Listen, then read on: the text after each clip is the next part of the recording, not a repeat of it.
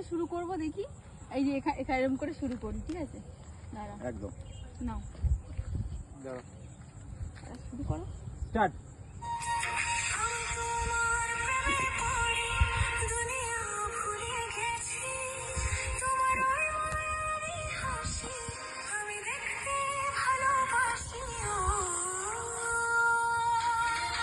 দেখি কেমন হয়েছে, নালে আবার ভালো হয়েছে দেখো, এফেক্ট টাইপের হয়ে গেছে, ভালোই হয়েছে কিন্তু।